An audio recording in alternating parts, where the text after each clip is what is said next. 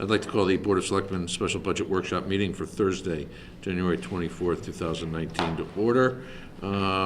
Today, this is day 2 of our budget workshops. And we're going to start this morning with Historic District. Ian?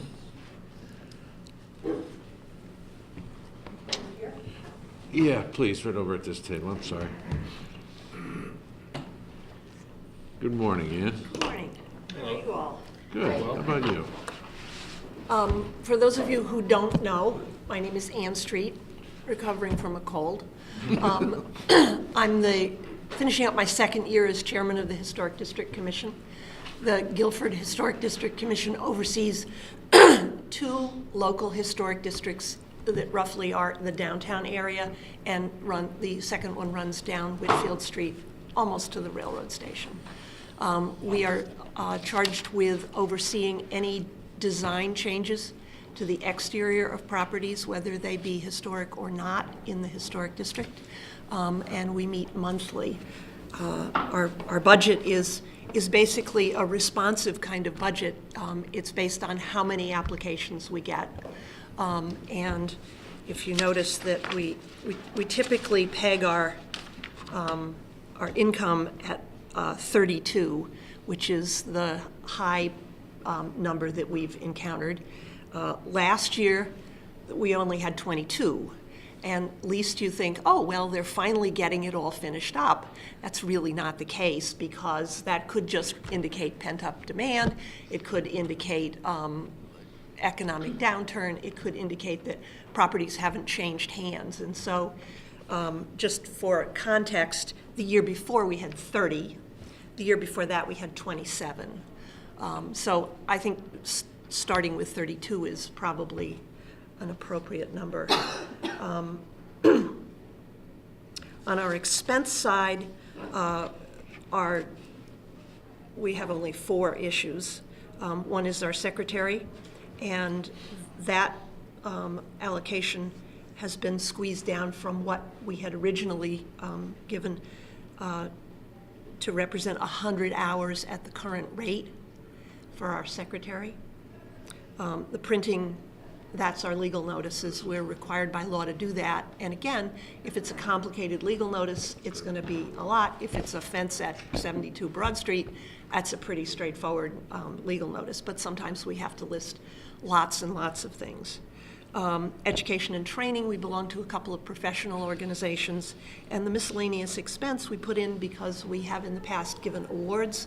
We have also done sort of information sessions, and I think we're pretty close to needing to do some kind of public educational program on solar. We've had 3 or 4 applications, and we've been very lucky that the applicants have been willing to come in and have long discussions with us about what the ramifications are of solar in historic buildings. And so we're starting to get our heads wrapped around what we think is probably an appropriate application in our district, so that we're ready to start really gearing up for applications on those. Questions? Any questions? It's nice to see the drop in the budget, and then you're using actual numbers. Well, yeah, and I mean, you know, it's not like we just use it up. I mean, if we don't have the applications, it comes back anyway. So. And again, the year that, as you mentioned, the year you're currently in, you're going to be way under budget on the current Yeah, and budget. I'm not sure exactly why that is. I think it's because there were several buildings that were for sale that we thought were going to be sold this calendar year that didn't move. Buildings that clearly are going to be up for major rehabs. Right. And you had, there was $1,000 in there for miscellaneous expense, which I think you talked about education. You still have that in here? Is there any plans to use that between now and the end of the fiscal year? For our current operating? Yeah. Probably not. Okay. Although we did have some pretty steep legal notices, and so we may run over in our legal notice. That's fine. That's fine. Good. All right. That's it for me. Anybody else? Okay. Thank you very much. Thank you for all the work you do. Okay. Youth and Family Services. Lynn Landry, come on up. Come on down. My favorite time of the year. She said with conviction. I know, really. Do you have the figures Get a brought life. behind you? Get away. You won't mind for a while? 'Cause No, but you could tell me about okay. Good morning, everyone. Good morning. I just thought I'd throw out some numbers before I go through the budget, just to give you some perspective, and I don't think I've done that before.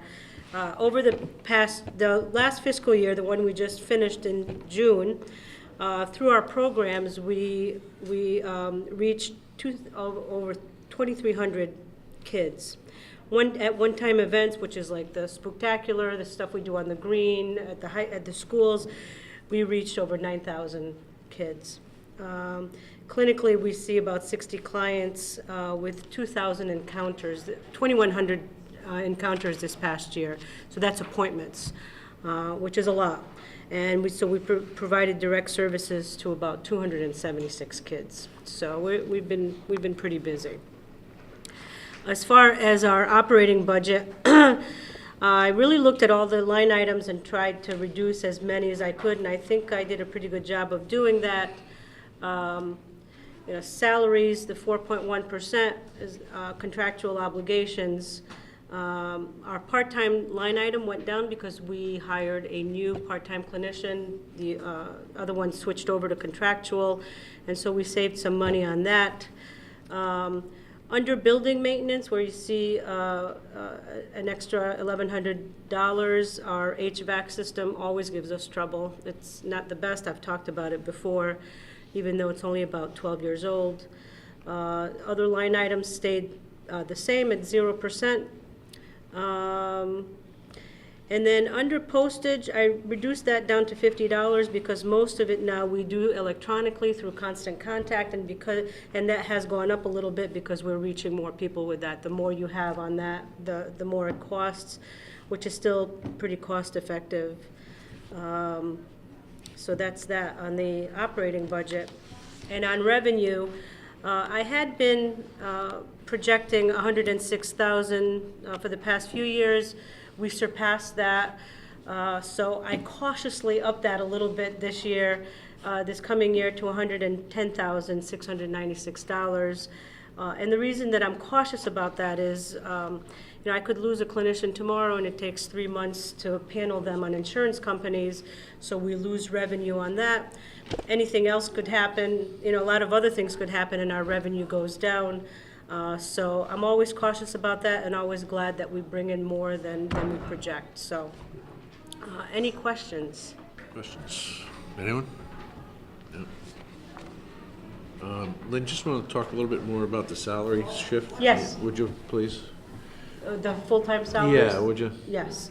So under full-time salaries, one of the things that I've done is our Drug-Free Communities grant, which is $125,000 a year. We're currently in year 8. We have to match 100%. We've had to match 100% up through year 7. And I do that through some of the programs we do. All of the volunteer hours get counted. But let me make sure I have the correct numbers here.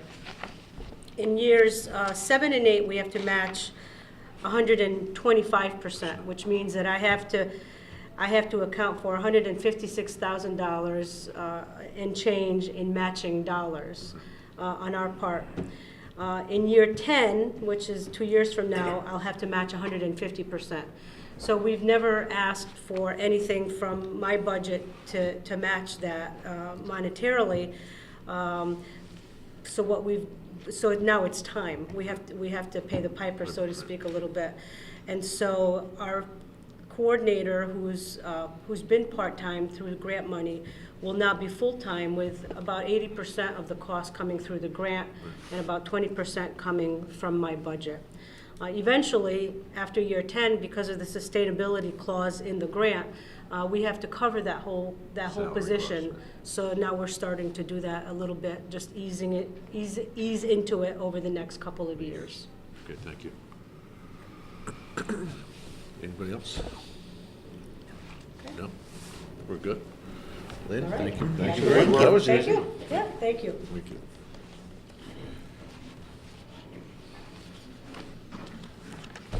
Ready for Board of Assessment Appeals?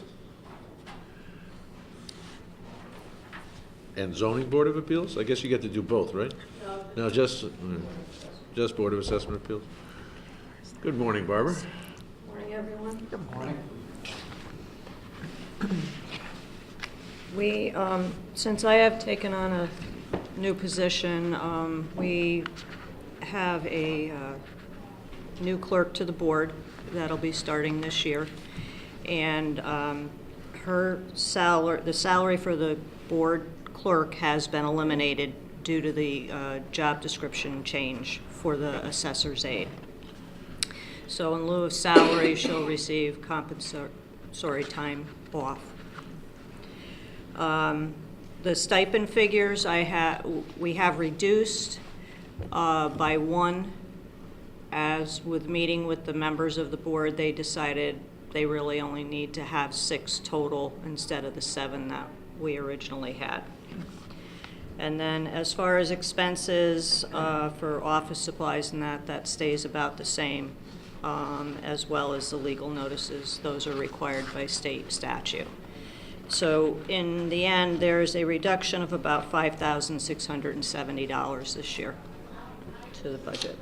Thank you, Barb. Mitch, you want to talk a little bit about the shift in terms of the personnel issue and enrolling the responsibilities into the Right. When we, as Barb really mentioned, when she vacated that position, the position was, the job description was rewritten, making part of that job having to be the secretary of the Board of Assessment Appeals, so that it was rolled into the salary. Therefore, as you see on the Board of Assessment Appeals, eliminating that secretarial cost, and that person who will be taking some time during the evening at times to be secretary would have comp time to make up for the time.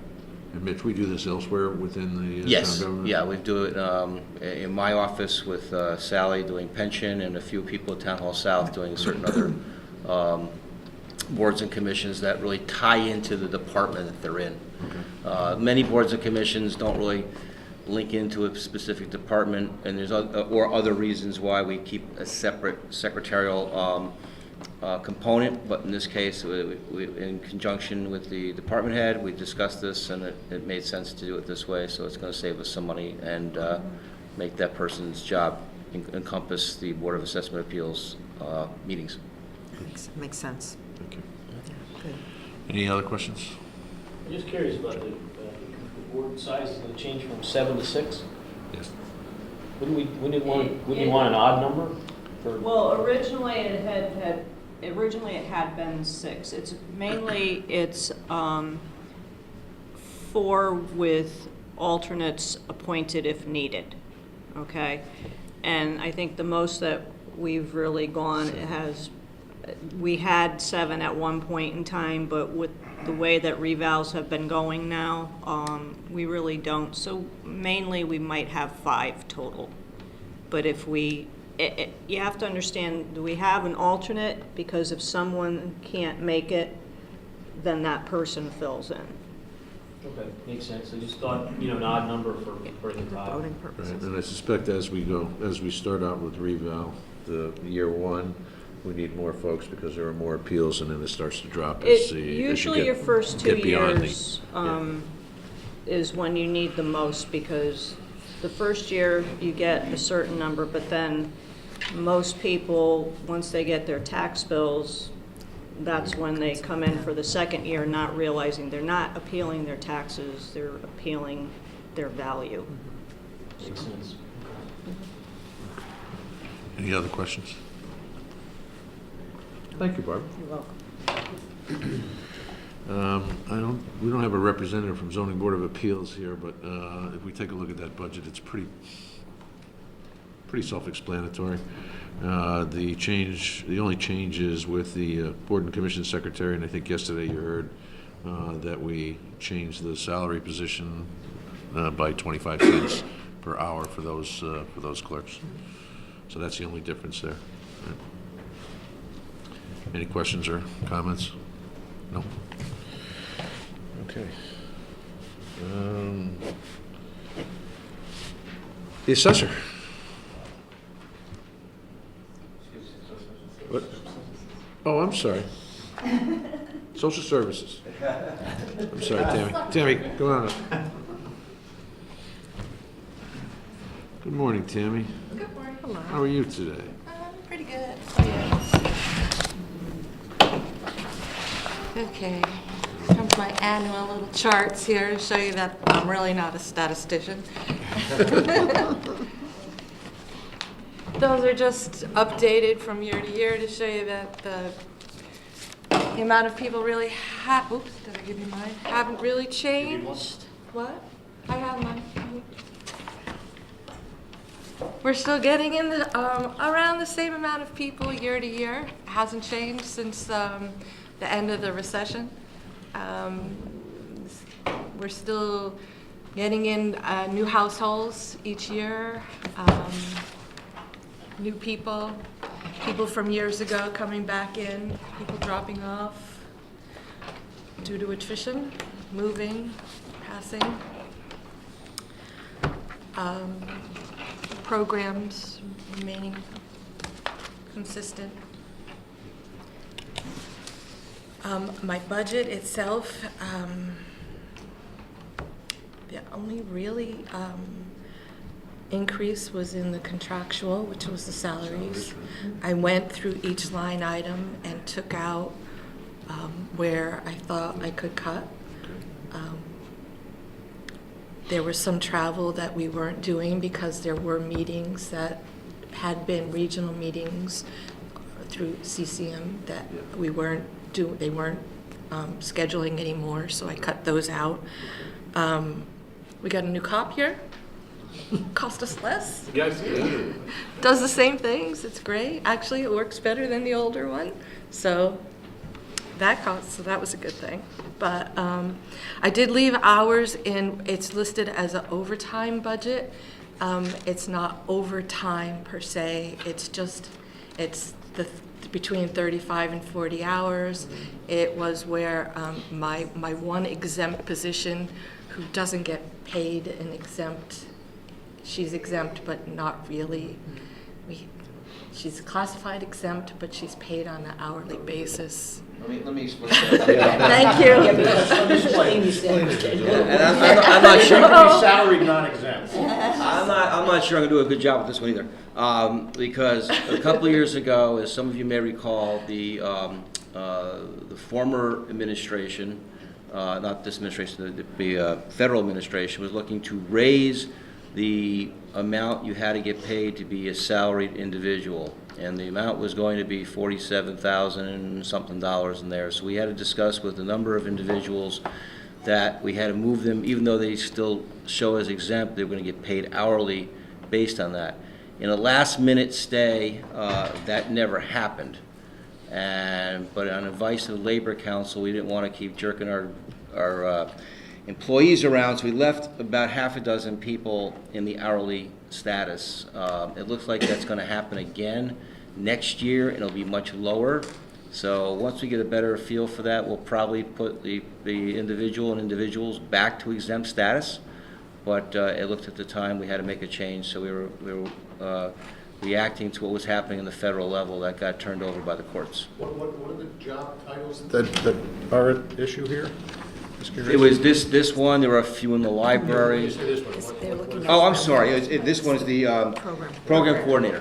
Program coordinator. Okay. She's still technically an E1. Yeah, she's still. We didn't change the classification. We just went from the pay system, instead of paying her by a weekly rate, paying her by an hourly rate, which also meant that she was entitled to overtime if she worked more than 35 hours. As Tammy mentioned, overtime being between 35 and 40, not time and a half, but time beyond the 35 hours, which she normally would work as an exempt employee.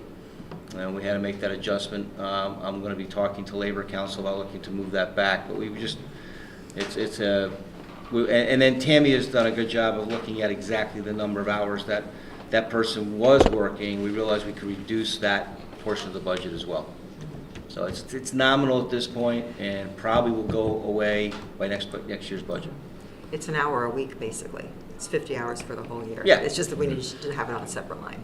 Yeah, Right. and what happens is it's right at the time that where my office has energy assistance, holiday programs, people coming in for all different things, and it's so hard to give them a comp time. To take a couple hours off for the extra couple hours on that same week It doesn't work. It doesn't work at that time of year. So Makes sense.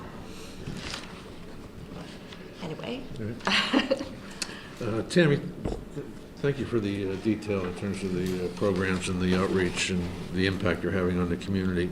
Two things of note. The Operation Fuel Program seems to have been on a consistent rise over the past 3 years. It's not substantial. It's it can be. It's a 50% increase over 2016. Well, But we're what- talking about 20 families, right?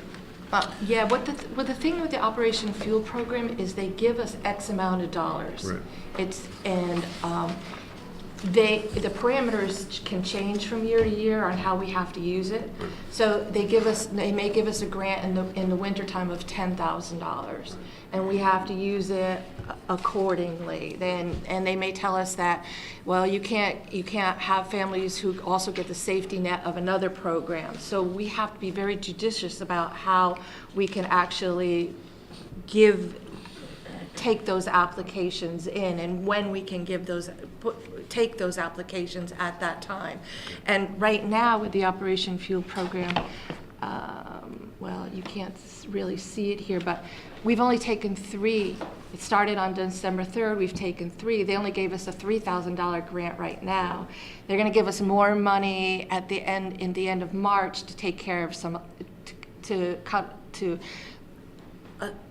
keep people who are going to get the shut-off notices from their electric companies through. So they give us money quite differently each year. So, and when I don't have that money, then I have to go to the private funds for the gift fund, which we use. So, and I don't have actually those numbers written in here. So. But I also noticed that the Eversource low-income program demand has spiked as well over the last couple of years. The Eversource. Low-income programs right below the Operation Fuel. Yeah, what happened with the low-income programs for the,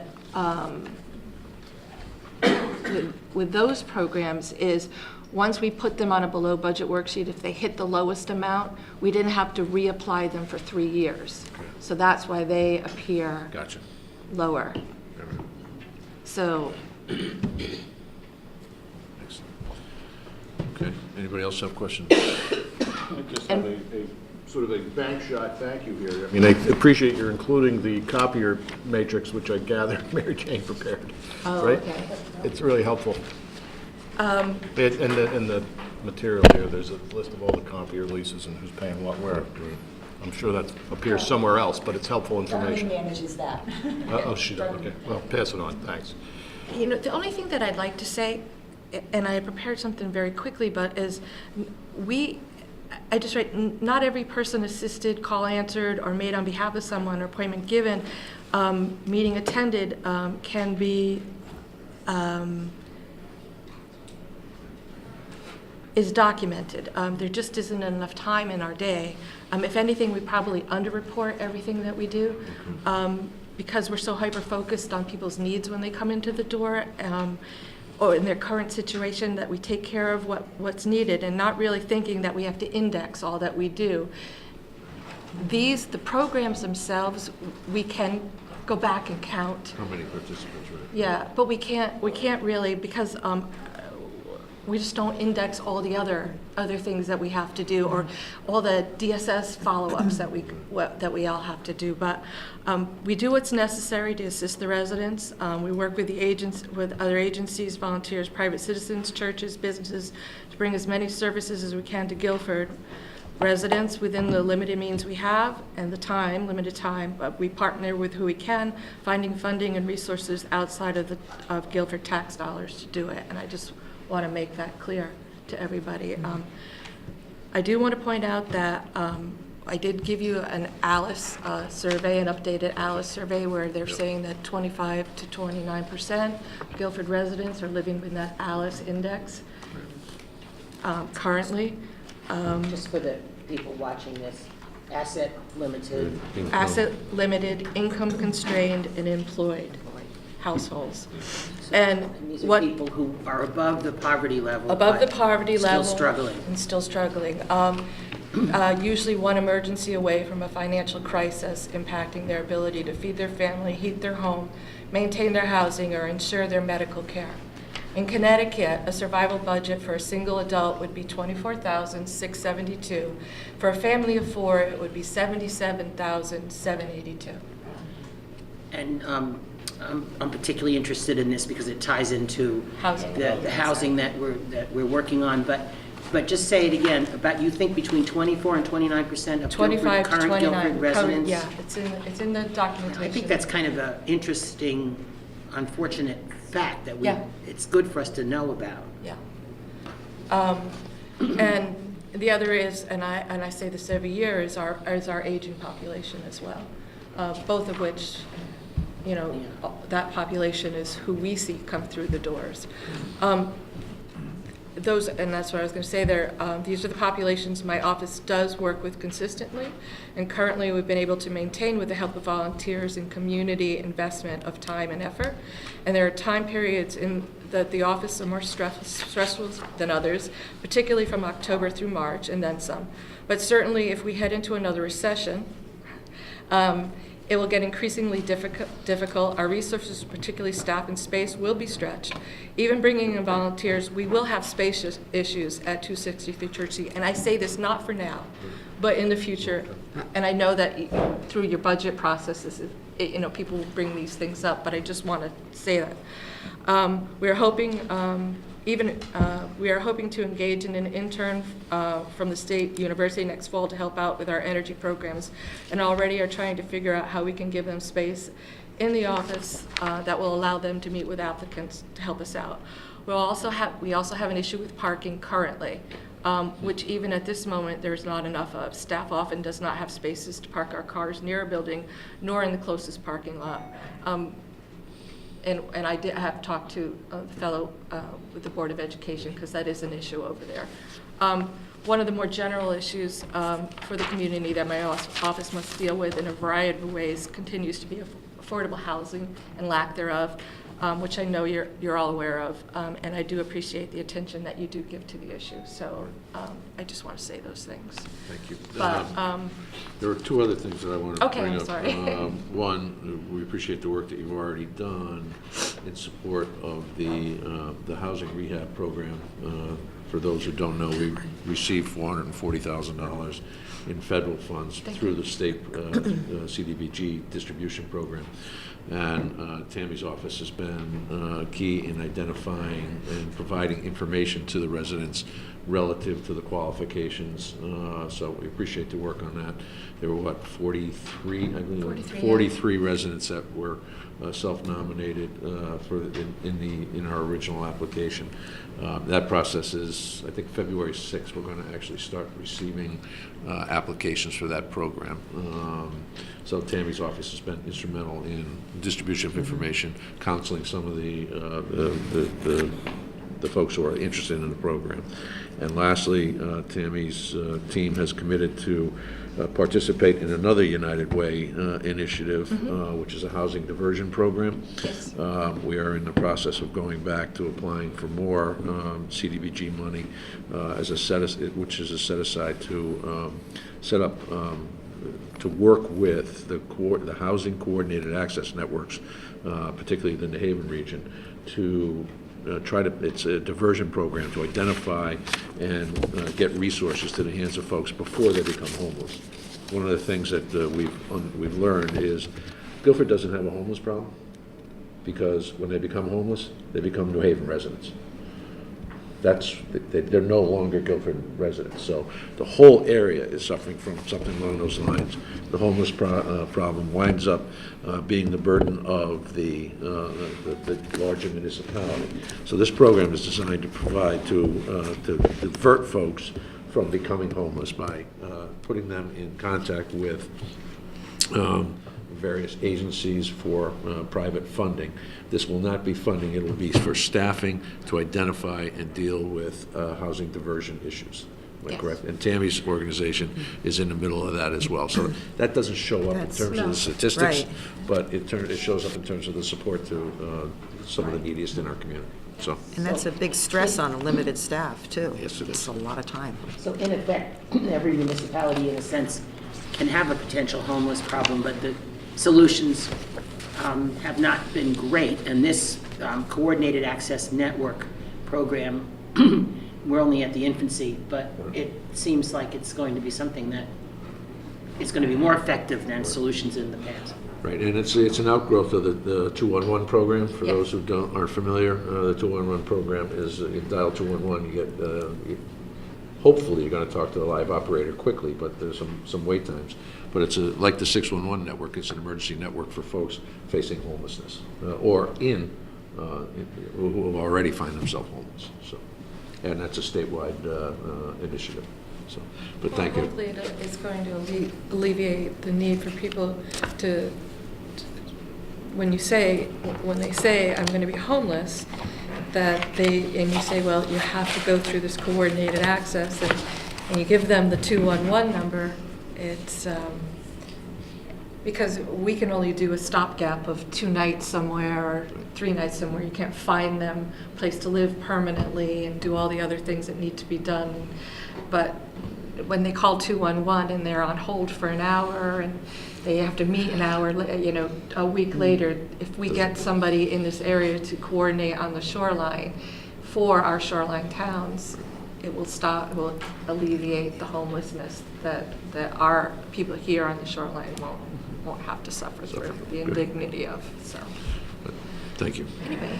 Tammy, could you just describe the program that Matt mentioned earlier about the new, that goes into, the application process starts February 6th? Yes, that is the housing rehabilitation program. We secured $440,000 in funds to be used specifically for housing rehab for energy and safety improvements, energy upgrades and safety improvements. I'll give you a couple of examples. We have a couple of families who have blight orders against them. They can't afford to make the repairs to the house. We have one that has a roof that is caving in. They don't have the wherewithal to make the repairs themselves. So they're going to be able to apply for funding to do that. It is a free to the resident who receives the funds. It's a loan that is satisfied when the property turns over at some point. It's no interest. The money comes back into the program, so we'd be able to use that money again to help someone else further down the line. As part of the process, we had to identify, it was 10. It was 10 not self-nominated individuals who provided a letter of interest.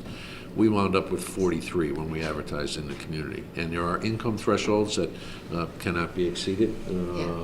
So, as I mentioned, Tammy's organization provided the background and the support to those folks to determine whether or not they qualify and help them through the application process.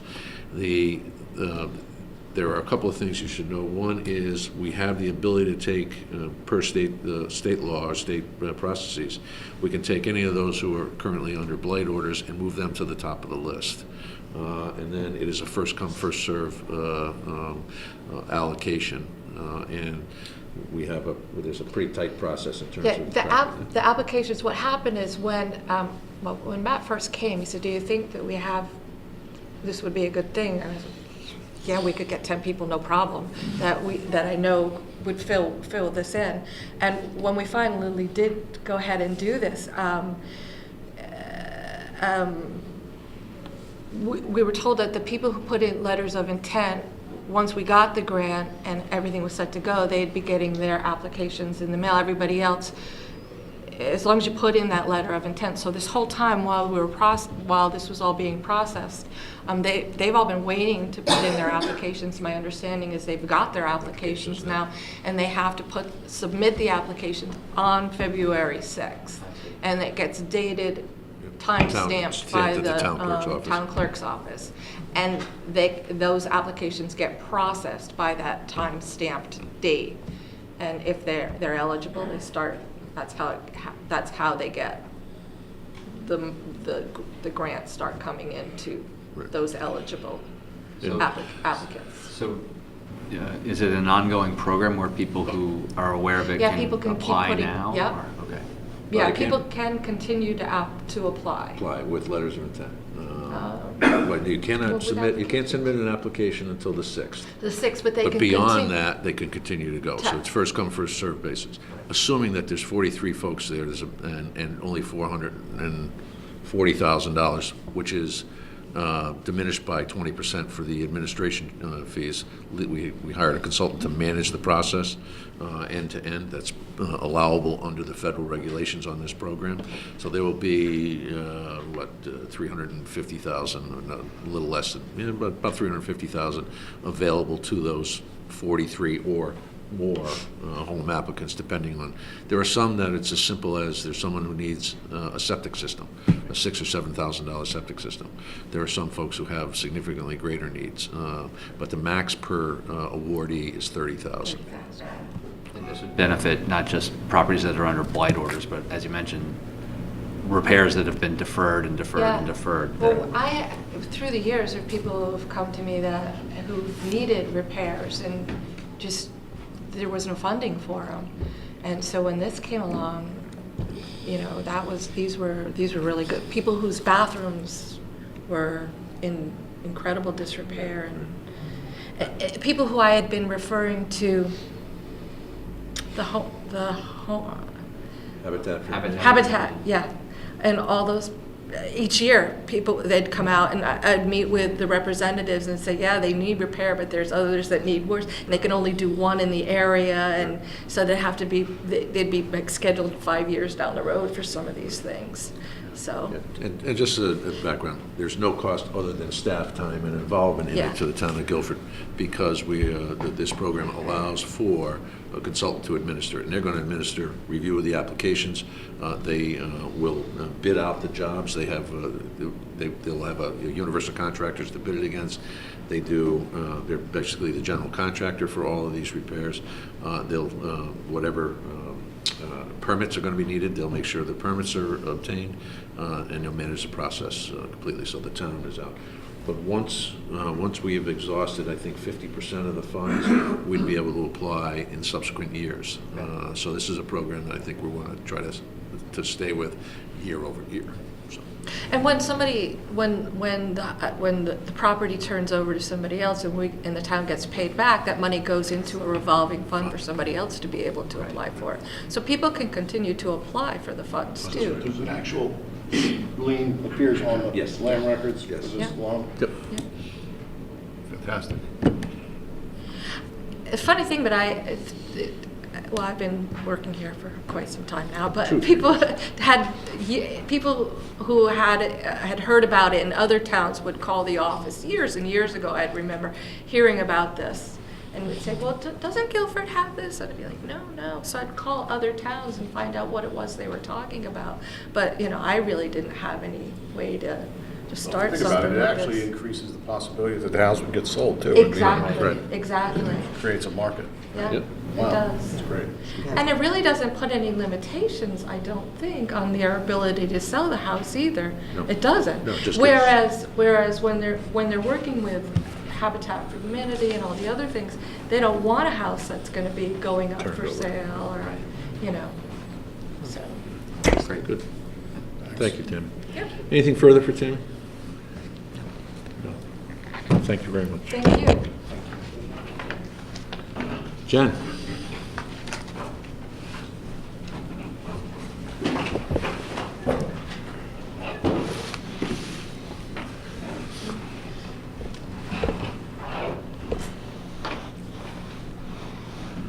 Good morning, Jennifer.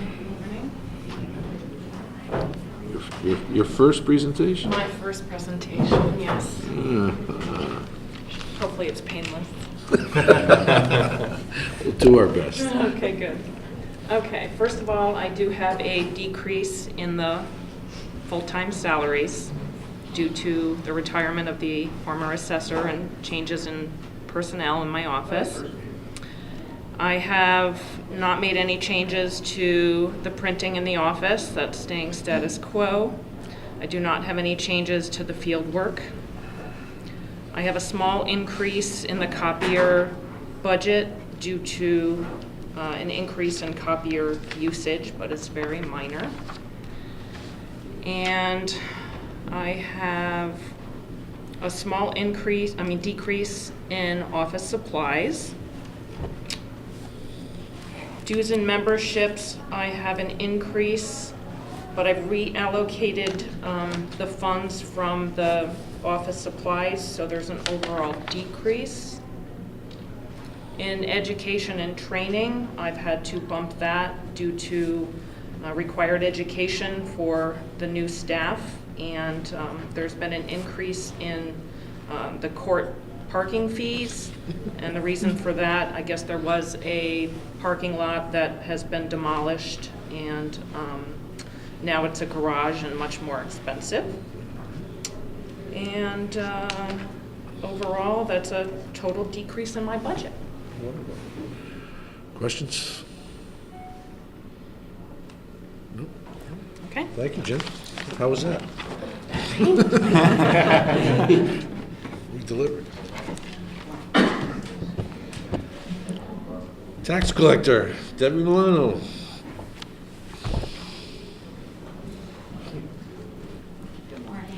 Good morning, Deb. How are you? How's everybody this morning? Good morning. How about you? Okay. I wish that I could say I had a decrease in my budget, and I do not.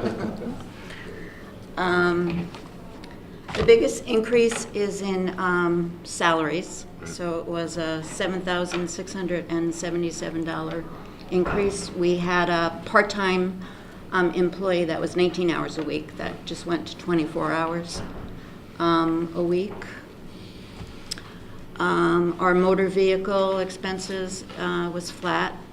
Printing is up a little bit. Advertising and copier is up just a bit. Office supplies is flat. Dues is up. We do have a new a full-time assistant. So she is going to be, we'll be paying for her dues. Education is up $2,000. Last year, we had money get cut out of that budget, but the assistant is not certified, so she will be taking classes. Classes for certification. Yep, and here's the big one, office equipment. Last year, I had asked for a money counting machine, and the one that we had ordered was not what we were looking for. It was, I think it was $500 that I asked for. So I did return it. That money is back in the office supply budget. But this year I'm asking, we put a new line item in for office equipment, and it is $2,500. And that is for money counting? Money counting machine, yeah. It will detect counterfeit. It's pretty, it's almost like the one they have in a bank, but a much smaller scale. We do get quite a bit of cash in the office. Just the other day, we had 2 people at each window with $7,000 each. So, you know, we do recounts on it. We do a recount when we're doing the deposits. Just a quick question for Mary Jane. Should that be in capital? Not at that cost. Not at that cost. Okay, good. So, Just occurred to me, is there a legal reason why we can't say we don't accept cash? Make people go to the bank and get a bank check? I don't know. We try to, if somebody calls on the phone, we always mention that, you know, we take check, money order, cash. We ask them to please bring almost the exact amount. If they're paying a delinquent motor vehicle, they have to pay cash. But those are never usually really big items. But a lot more are paying their real estate bills in cash. Really? Interesting. Yeah. And they come with no bill. We're happy to have them. Yeah, right. I mean, I don't know of any towns that don't take cash. Yeah. A single town that does that for other departments, but not tax collection. If somebody wants to pay their taxes, people have unfortunately put bags of pennies and. Yeah, my. we have not had that, but. Get rid of the $100 bill. Which would make life even more complicated for you. Well, when they pay a $7,000 bill, bringing in 20. 10s and 20s? Yeah. Awesome. This machine should last for a while, though. Oh, yeah. So. It's a one-time event. I think really it makes sense to have it. There's, I don't, you can pass that around. I have another one. So just out of curiosity, what happens if a counterfeit bill pops out? We You take it would, aside, tell them, oh, we- sorry, you need another, yeah, and we would notify the and you're gonna call police back? department. Call the police. While the people are there. Yeah. I would, I mean, I don't know if that's, Sounds right. yeah. They might be unaware of Police it would want to still. trace it, it's not necessarily you're accusing the Exactly. person that's bringing it, but they would. It'd be one thing if They there want was to trace it. 2/3 of the bills were. We did have once, I don't think you were here, Sheila, but when it went to the bank, it was a counterfeit bill. We do have the pens that we do check with, but those are, Can't imagine how those things work. Yeah. Do they? Do those pens really work? What's that? Yeah, the machines. You have the machines. And the pens do work. Oh, they do? Well, I assume they do. you have you have a machine? Banks. Oh, the bank. Oh, bank, yeah. It's an accuracy thing. It's time and accuracy. All right. Any other questions to them? I would, just the rationale for moving the part-time salary up from 19 to 24? What happens is when someone is taking vacation or taking a class, we're in that office. There is always just one person left in the office. Right. Motor vehicle has become a big burden to the office, whereas before, with releases, motor vehicle did everything, and now the burden has Shifted to the town. Yeah. I think over the years you've mentioned that you justified reasons for more hours, so this should help you and help. Yeah, and I think help there are a our lot citizens. of items, I had given a letter, but duties that weren't included in that job description. It was an old job description.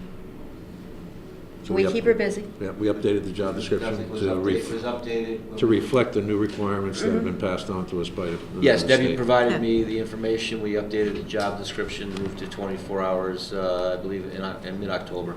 We made that move. Anything further? No? Debbie, thank you very much. Okay, thank you. Thank you.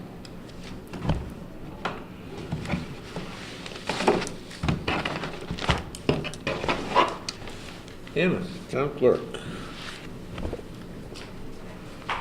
Good morning. Good morning.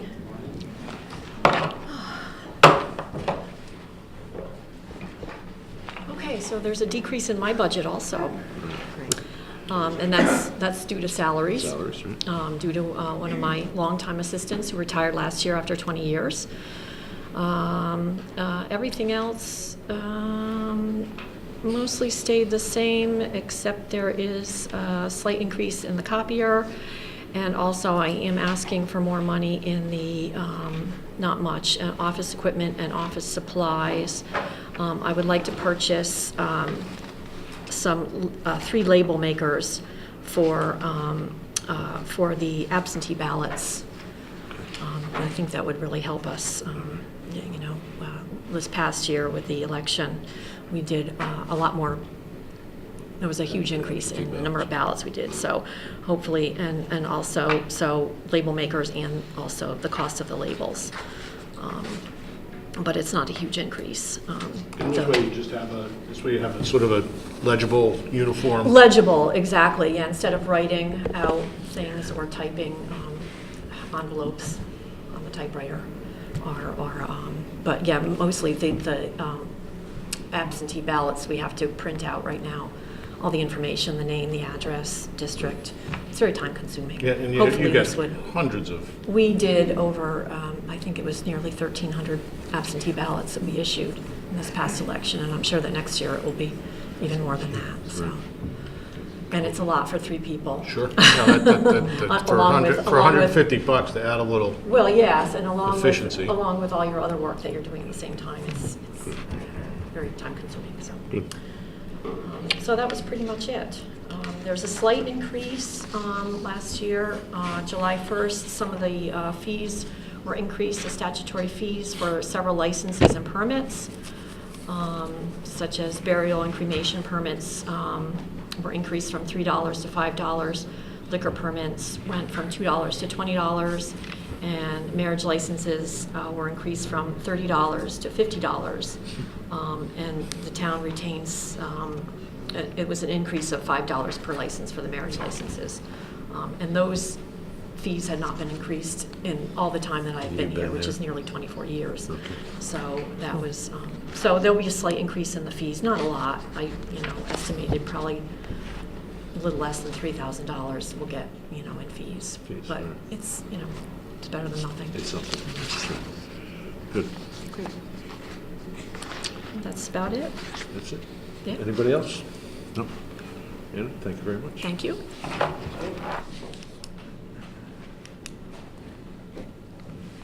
Registrar of Voters. Good morning, Gloria. Morning, everyone. Brand new. Are you making the presentation? I'm going to listen. I'll chime in. So the bottom line is we are less than last year, only because last year was a very large election year. Salaries are slightly up, but the poll worker salaries are down because last year we increased it because of the demand at all the polling places. Referendum, the primary, we put a little bit less. And I must tell you, for all these events, it's only one. If we do have 2 referenda, which hope not, that will probably be double. So that's just for one. And the primary, I don't know if there will be a primary. We did put that amount in. November, we went down because last year's ballot was very extensive, and they charge us according to how they have to program the memory cards. This year, it's not going to be as much because we had so many candidates in the November election also. Expenses, service contract, which is maintaining our scanners. Copy lease, that goes up. I have no control over that figure, or the office doesn't. Office supplies, equipment is pretty much standard if we need something, permits. Education and training went up because we do have a new registrar who has to be certified, and that's... Lisa, welcome to the job. Thank you very much. And so that's 8 classes at $1,600. And this year we have a lot of moderators who have to be certified. They're certified every 2 years, and that price went up to $60 a person. So that's it. I don't know. Are these memory cards, is that the official record of the election? Well, it is a card, and it's programmed for how many questions or how many little dots on the, that memory card doesn't have the candidate's name, okay, but it has the dot next to the name. Okay. And then it prints out a... Or the paper ballots that go into the machine, are those the, like, which is the, when push comes to shove, what's the official record? The ballot. Okay, the ballot is the ballot printed, and the Secretary of State has authority to tell our company what to put on the ballot. The memory cards are programmed according to the ballot, mm-hmm, and then the little tab comes out that looks like a supermarket receipt with the tally from the memory cards. So Gloria, does the memory card just tells the machine what it's calculating? It's not saved for data. Data on it. If there were a recount, yes. Is that part of the recount? A recount, it would be the same. A hand count would be different. Okay. So the recount is done from the machine. Hand count is done from the ballots themselves. Yeah, it's called an audit hand count. So it sounds like it's all part of the record. Yes. Curious. And we purchased the memory cards from the company that makes them. Someone once said, can you go to Staples and buy them? I said, I would not dare go to Staples and buy these. So, and in fact, I just got an email to send the memory cards back to make sure they're maintained, to put a new battery in the little cards if needed, and they have to program according to the next referendum in April how many questions will be on the ballot. So that all goes into the price of cards. I hope you understand. Is that right? Listen, it's frankly, the process from the voters' side has been easier. These optical scanners are great. But it sounds like it's increased the effort on your side. Depending on the election. Yeah. No, it's much better than good. the dinosaur machines. Okay, good. Good. So all the way around then. No, it's. Just a quick question. But it is a lot more work for us, yes. A quick question on the election expenses. I could see that every other year with the federal election, we're around $8,200. For the local election, we've got $6,000 in there. But the 2017-18 local election was only about $5,000. So it's an increase of about $1,000 for the local election. Is there any particular reason for that?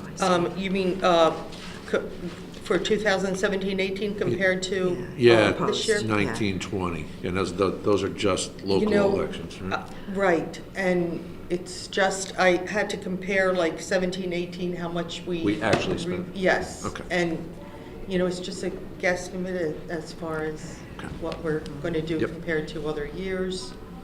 We haven't increased the salaries of the poll workers. Gotcha. So we keep them very small, but we do give them 3 meals. Well, they're trapped in there Which for they complain about. hours or something.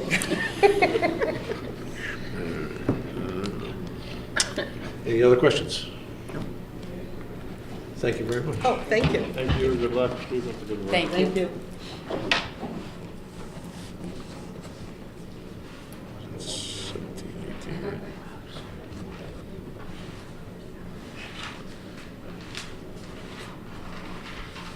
Okay.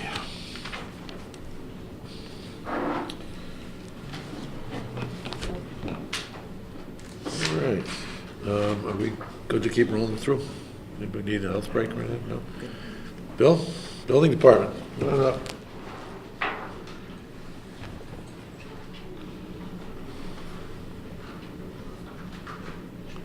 Good morning, Bill.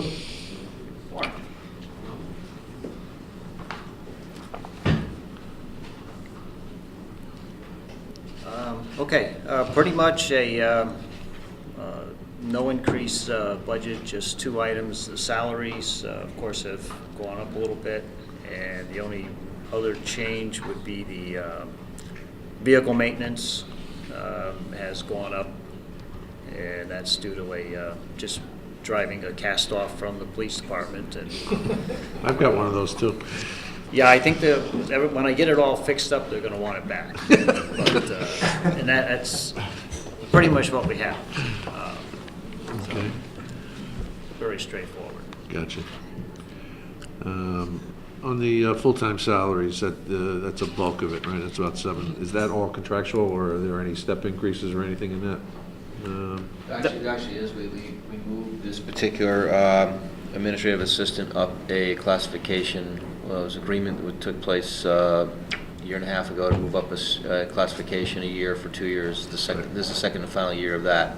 So that is a higher than normal. That's what I wanted. increase. That's what I wanted to point out, because it looked a little bit. Yep, it's a higher than normal increase on top of the contractual. Good. Bill, on the other hand, just gets his contractual. You just get your contractual. Gotcha. Questions? No? No. That was easy. That is. Wonderful. Thank you. Thank you.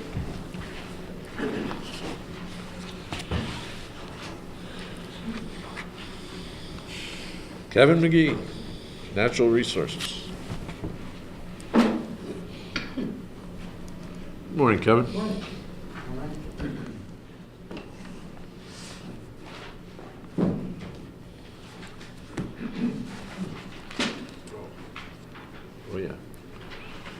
Kevin, go ahead. Okay. Similar budget as last year. The salaries are all contractual. The biggest increases are within the geographic information system and with the tree maintenance and removal budgets. The increase in the geographic information system is due to two more users using the system. Licenses there. And also additional funding needed for the town's MS4 compliance within the engineering department. So that's a $10,000 increase for that. Want to talk a little bit more about that if you could? That group there. Yeah, the MS4 stuff. I was asked to place that in here by engineering. It is I heard you had a good conversation yesterday regarding that. We did. But it's update the water system mapping within the GIS system is what this line item's for. And also for their compliance with their MS4 permits. So it's a requirement that they need to turn in at some point as part of their permit process. So we do have some data in the system, but it needs to be updated and new information needs to be put in. Last time it was updated, I think it was 2008 for their catch basins systems there. All right. So this update presumably would carry us forward for a few more years. It's not going to be... Yeah, once it's updated, and hopefully then we get into a system where they can self-update it through that department. That's the goal that they have, is when those systems, basins and stuff get installed, that they then can have it added on a regular basis instead of every 10 years almost now being placed in there. All right. Oh, go ahead. So with regard to the tree removal, my guess is you could probably triple the $120,000 and still not get out in front of this, right? Probably. So you're just trying to get that up to a point where you're dealing with emergency situations and dangerous Getting the worst situations. of the worst out, right, yeah. Okay. Can you tell us a little bit about how you coordinate with Eversource and any other either state or private Sure. entities that have some input on this and have some interest in dealing with tree overgrowth? Okay, the state, they're responsible for Route 77, Route 146, and Route 77.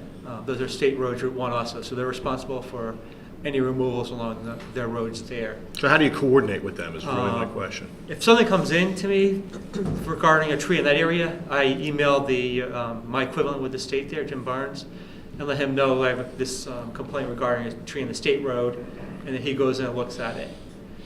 Sometimes the calls directly go to them since the people know they're on a state road and it's a state responsibility. With Eversource comes into town. I'm waiting for their list for the year. They're required to give it to us by the end of January for the roads where they're doing their trimming and removals. So they have so many miles of road that they actually plan on trimming. If there's a tree really close to the wires outside of that area, I'll contact them and have them look at it first before I contract outside work for it, because it does pose a threat to their system there. And they're 50-50 on that one there. So they will accept input from you on a case-by-case basis? Correct, yep. For determining when they will take out either remove or prune some trees and limbs? Right, I mean, sometimes we try to look at it's a private property and it threatens the wires. I'll tell the property owner to call Eversource to get that tree removed. Right. Sometimes it's Eversource looks at it. Actually, with the former arborist that they had there, is that town has a fund so we can hire a licensed electrical tree worker which can work close to the wires. Oh. So if it's a private tree there, I go through the homeowner because that way it's more of a hardship for the homeowner. Yeah. So the Eversource is willing to work with the homeowner sometimes more than with us because we have a budget. So you're always looking for that opportunity? Looking for the opportunities where available there. Thank you. Last year, Eversource did quite a few miles of road. They did with what they call their ETR, which is their heavy removals, ground to sky trimming and stuff. And then they also removed trees threatening their system. Last year they did Podunk Road, Statesman's Head Road, Colonial Road, Mulberry Point Road, and Maple Hills Road and some of Hoop Hole Road. Within that area, I'm guessing that they moved about 200 either private or public trees within that stretch there. Now it's just, sometimes it's just, with all that work, now it's trying to get them to pick up the wood. They have a lot of tree workers, but there's very few. Firewood? There's very few log trucks, companies with log trucks out there to help them pick up the material. Wow. So that's a little bit slower process, but we're trying to get that. So just because a tree might be down on the side of the road doesn't mean it's forgotten. Correct. They will get to that eventually. Yep. Sometimes the homeowners want it, and I try to get to Eversource and say, if the homeowner wants it, can you push the tree, at least when you drop it, at least 15 feet at least from the road so it's seen as a private tree versus a public tree? Because anything within the right of way is free game for anybody. We're not saying if the homeowner gets the wood there, it's on the side of the road close to the edge there. Anybody can collect it there. Mm-hmm. We're not telling people to collect it there, but it happens. It happens. People have actually asked me that. They're allowed to take the wood. I didn't know the answer, but they can if it's close to the road. Close to the road, we don't carry any responsibility. We won't tell them to do that, and it's their own risk. Okay. In terms of injury and stuff like that. But yeah, the last year we spent was $106,000, and that included a storm, so it was over budget by about $30,000 there. This year, with stuff out there and stuff that I've tagged right now, I estimate that we're going to be rough. Once those come down that's been tagged, we're probably about 80,000. With the estimate numbers I have, this past one we did, that I was actually surprised that the price was lower than what I expected for it. So there's going to be more also going for contractors to be removing in the next couple of months.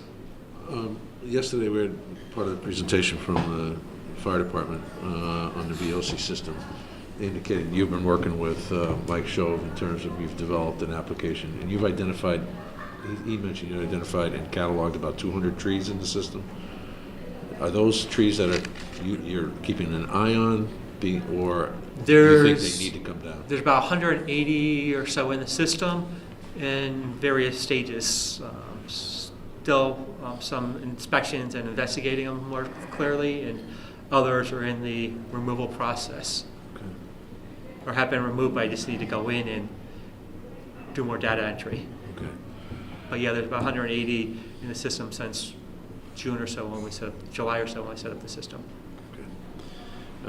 Currently, your $85,000 budget, you've spent $31,000. You've got encumbrances for another 22. On those encumbrances, those are blanket encumbrances? Those are blankets to. So they're not specifically earmarked at this point, right?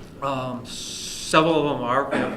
Bartlett going out to do some more work, and I have A&L going out to do more work on some hazardous trees there. So those are. So, and I think a minute ago you those, said those keep on rolling over. Right. A minute ago, I think you said you foresee spending that full $85,000 on what you have in there today. And as I indicated in the Selectmen's meeting a couple weeks ago, that our major issues right now are the oak trees in North Guilford, which got hit hard by the gypsy moss, and then since health got brought down, then got disease, which then killed them off. Our ash population is in dying out, and we're in the beginning stages of that. This is like the first year or so of that, and my understanding through conferences I've been is about a 8-year cycle. Probably about 4 years in, it's going to peak and then start dropping down in numbers. Okay. And then we just have the old maple trees, which are dying out. Gotcha. Any other questions? Trees. Thank you, Kevin.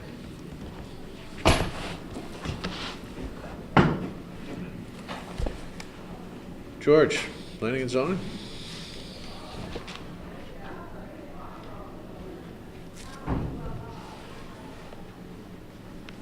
Good morning, George.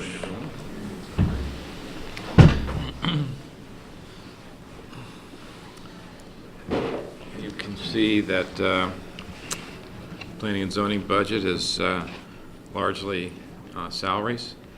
The salary line item covers 3 positions: town planner, zoning enforcement officer, and our administrative assistant. The part-time secretary covers zoning board, design review committee, planning committee, and a couple miscellaneous small commission responsibilities. Our other line items are modest. We're proposing a slight increase in education and training, and our expenditures this year reflect that as well. That's brought about really by 2 things. One, we have a large group of new Planning and Zoning Commission members who are enthusiastic about taking advantage of seminars and other trainings for them. So glad to see that, actually. And we also have a new zoning enforcement officer who's taken advantage of a couple of training opportunities. So that budget will hopefully increase slightly. The major item that I want to discuss is the proposed editing and recodification of the zoning and subdivision code. George, before you discuss, it's good that you hear the discussion, but we have moved that to the capital area because we expect it to be a one-time thing. But if you could discuss what that is, perfect opportunity because to they talk. did not hear that during the capital review. Okay, thank you.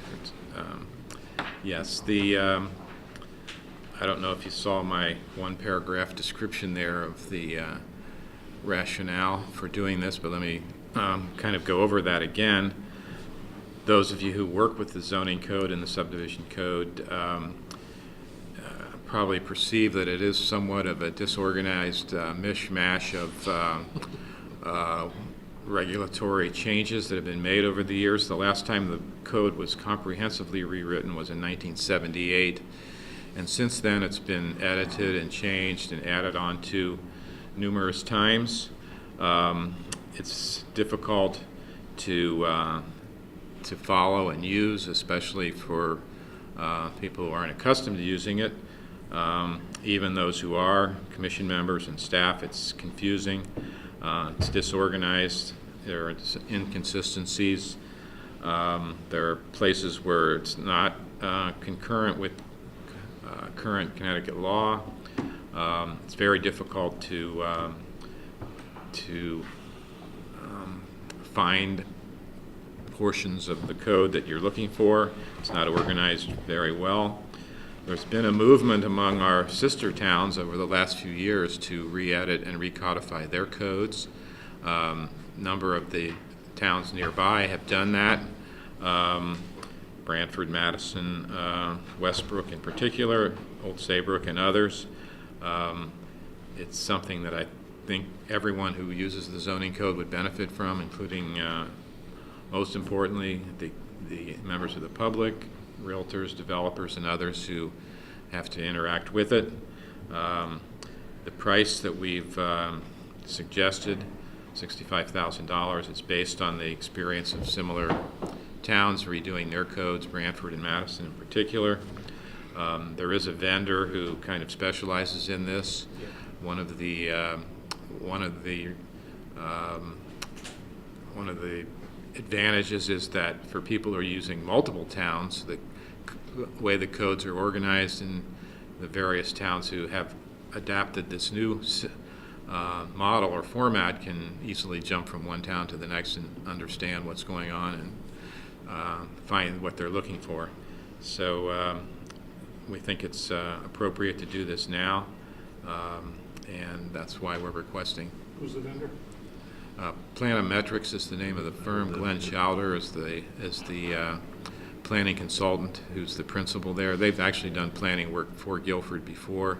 We would, of course, do the procurement process pursuant to the codes, to the town process, but...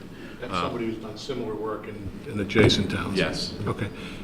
And that's what the budget. So what is the, just sort of curious, what's the process? Because all those people you mentioned, there's a lot of stakeholders in the process like that. I mean, will the community and frankly other parts of the town have input opportunity, public hearings? Absolutely. One of the primary costs really is the consultant time at public hearings to make the code changes. The idea would be not to make substantive changes in the specific rules. The zoning map would stay the same. The rules within each of the zones in terms of the principal characteristics and criteria, minimum lot sizes, and all of those things would stay the same. So there wouldn't be, in a sense, there's no real substantive change in what the rules are. What this really is about is reorganizing it so it's all internally consistent and more clear, uses current terminology with respect to the various definitions and words that are used in the code. But it's still a zoning code amendment that has to go through the normal process of amending the zoning code with public hearings and so forth. So we would still do that the way it has been done in other towns. It's sort of been recodified and re-edited by substantive sections so that you might have one hearing focusing on commercial zones and another hearing focusing on residential zones and a third focusing on some other area. So there would be a series of public hearings where all the stakeholders, as you pointed out, would have an opportunity to go over it again. But the idea is not to re-regulate in terms of what the actual substance of the rules are, but just to make it more understandable and organized properly. Because what's happened over time is that we've made amendments, they've been inserted in one section of the code, and then they perhaps are not consistent with another piece that we didn't see that it needed to be made consistent. So it results in confusion and cause for requests for clarification. A lot of those, hopefully those things would go away once we do this. If this is authorized, can it be done in a year? Yes. And so the $65,000 you just said, but I just want to clarify, it would cover the work done by individuals to rewrite the documents and correct them. Yes. And also their time at public meetings. Correct. Is this going to put a lot of extra work on the public meetings through the Planning and Zoning Commission? Yes, or? they are. It's hearings by the commission, so they will have to have more hearings, correct? But it may save them time and trouble in the long run if it's clear.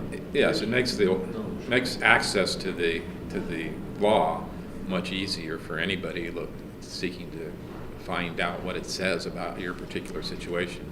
So the communities that really use it a lot, realtors, developers, builders, will really benefit a lot from this. It wouldn't change any regulations, it would just reorganize them. That's the intent. Why are hearings necessary? Well, because it is technically an amendment to the zoning code, and we'll want to make sure that we're getting it right, for one thing, that we aren't inadvertently making a substantive change and not intentionally making one. But the code... Is that what we're hiring? That's partly why, and that'll also be part of our job to make sure that whatever changes are made are in that category of editorial rather than substantive. But it's still an amendment to the zoning code, so hearings will have to be held.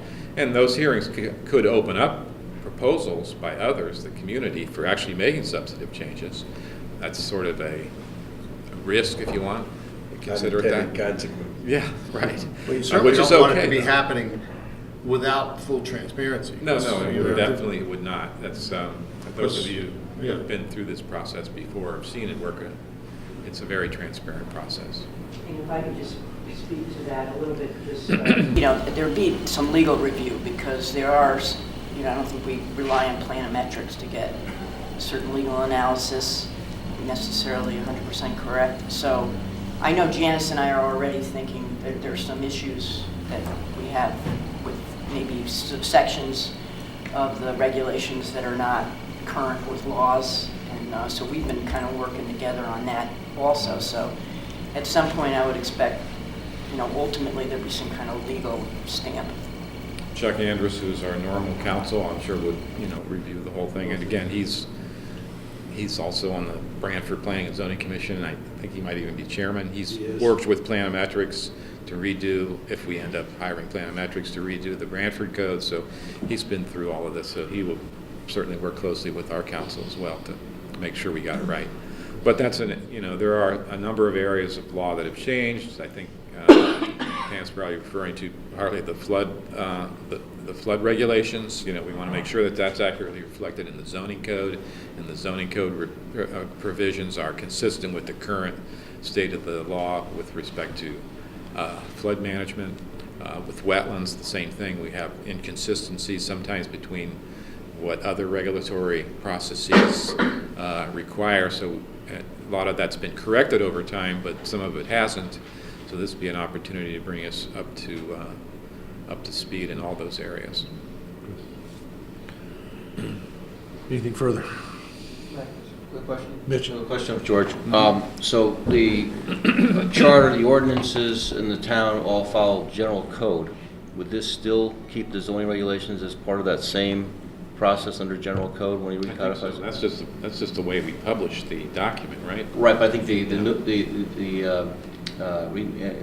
numbering of each of the sections is done in conjunction with that. I would presume we'd still want to maintain. I think it's important to do so. That way, all of your ordinances are all following a certain pattern that do make them consistent with other towns that use general code. Can I ask, and this is really going to reveal my ignorance here, but instead of taking what we have, which has apparently got outdated sections and poorly organized sections, and making that the right way, what about starting with work that has been done, let's say by Madison or Branford? They've gone through this, it's public information, presumably what they have now is in conformity with current requirements and so on, and just going through that with an eye to what's different in Guilford. I think that's probably the way the consultant would actually recreate the new document, would be take the standard format that's worked in other places, and rather than reinventing the wheel, take our code, I'm not sure this is exactly how we would do it, but in all likelihood take our code, the substance of our code, and try to adapt it to this more consistent model that the other towns have all kind of created. Not that there's any real requirement legally that they all follow the same kind of format, but it seems to make sense, and to me it makes sense. Is there someone who could do that in a more economical way, like a law intern or a writing intern? I don't know. The fact that this person has done this before, in his various towns, seems to me to argue that would be the easiest way of doing it. Maybe it would be less for us. Yeah, maybe. Yeah, well, we could push for that. But obviously, we would look for the best price and the vendor with the best track record. The number is just What concerns me, where I was going at the beginning was, and you've addressed it, George, to a large extent, but I mean, the worst outcome would be if some substantive change slipped through here, and then we're dealing with some unintended consequence. So it's not overly. We don't want to make it overly difficult or complicated, but it is certainly meticulous to make sure that what we're doing is just changing the appearance and the access to this stuff. Yeah. By keeping the idea is to our make unique zoning. make it simpler. There's a lot of duplicative stuff in our current code. The idea is to simplify it as well, so that the quote unquote average citizen can actually read it and understand it without needing to hire a lawyer to make it work for them. Maybe the business. I'm against this a whole lot. Maybe complicated and confusing is good for some people. But actually, I think it might be worthwhile at some point, regardless of whether we go with the firm that's done this before, is to reach out to the neighboring communities who have gone through this to find out what's worked. Absolutely. And what issues they may have encountered with the new code that they didn't anticipate that we could address, kind of learn on their mistakes, so that we could make sure that we didn't repeat those. Although the format may be the same, there may be issues that they've identified that if they could do it again, they would have done differently. So, How long ago did those towns do it? Pardon me? How long ago did those? These have all been done within the last 5-6 years in that order. I mean, we do have time to get vetted and that type of thing. Yeah, absolutely. And I'm sure there will be things. I mean, once it's created, of course, it can always, if we make a mistake, can always go back and change it. It's not like the Bible that can be re-edited and rewritten. Start making changes, right? So right away, we'll probably start making changes, but hopefully fewer than we have in there right now. In your tenure here, which is not insubstantial, has this been done before, that we've taken an outside firm and had them clean this all up? Well, as I said, in '78, we rewrote everything. I'm sorry, I didn't hear That you. was, but that was a long time ago, and it hasn't been really done. A couple of sections of it were reorganized and redone in-house, not with outside consultant, but the whole document, no. There's a lot of duplication in it. There's a lot of excessive, in my opinion, wordage, and all of that can be significantly simplified. George, is there a possibility of doing this rewrite in-house if we did it at a slower pace? I knew somebody would ask that question. Yeah. It would be a really arduous task, Difficult. I think. Yeah. When I first got here, they had administrative assistant, like handwriting, inserts. Right. It was, I couldn't believe it.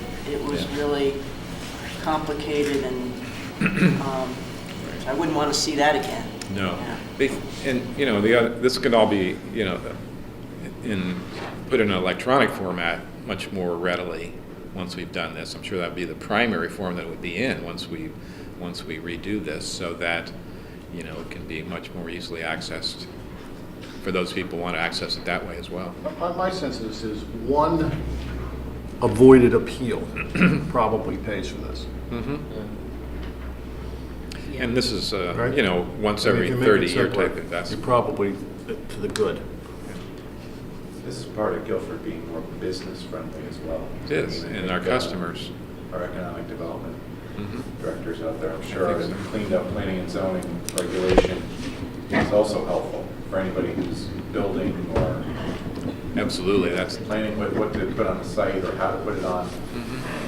Being in the industry, I know an easy to navigate planning and zoning regulation, set of regulations is appreciated. Absolutely. And saves a lot of time. Yeah. I mean, the one thing, I don't have to tell you this, but, the one thing that the developer fears more than anything else is just really the uncertainty of what the rules actually are. And, obviously, most people come to us and talk to us about what the rules are, but to be able to see it clearly in writing will be a big help. One of the principal advocates for this in Guilford right now comes from the architectural community. Architects working in other towns see, well, geez, it's so simple here in Madison to figure out what the rules are. In Guilford, I take the book and, it's really hard to figure it out. And that's the thing. One question I was just going to say that they're taking a book. Right. As opposed to going online and finding it all very easily, Right. so. I know we've mentioned the specific firm, Planometrics, but is there an opportunity to go out to bid for these Oh, types yeah, of we already- services? we have to do There that. are. So And we that, would want to. maybe sharpen their pencils? Sure, no question. Okay. Yeah, I would think that if they've done this in other communities, Mm-hmm. they may have, like you said, they might have a template that they use. And, Yeah. they're taking our content and reorganizing it. I think that's It may the be a point. much more streamlined approach. If they've done this 3, 4, 5 times, it may be less than what you're getting in terms of numbers. And it's also probably a matter of timing. Yes. Do they have the workload capacity to do it? If they have free time, they're going to be much lower. Well, I'm not sure Planometrics would have proprietary ownership of the Madison code, the Branford code. It's a matter of public record. Any other firm could utilize the same format and just put our stuff in it, so. It sounds like it's a lot more than that, but when they get into it, they're gonna Yeah. find contradictions Oh, and absolutely. duplication, and that's where public hearing necessity, and that, it could be any number at that point. Anything further? Thank you, George. You're welcome.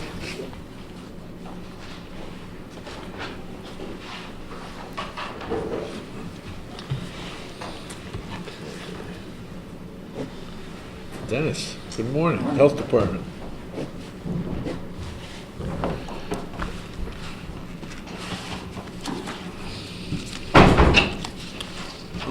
For the fiscal year 2019-20, My budget pretty much is similar to last year, with one exception. The salaries are all established based upon contracts. There are a couple decreases in some line items. Uniform clothing allowance was decreased, and education and training was decreased.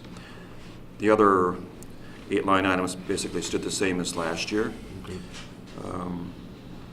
One area that I wanted to propose was hiring a part-time sanitary and data entry person to help with us get caught up on our backlog of septic tank pump out permits, and to also assist with some inspections that we're getting behind in.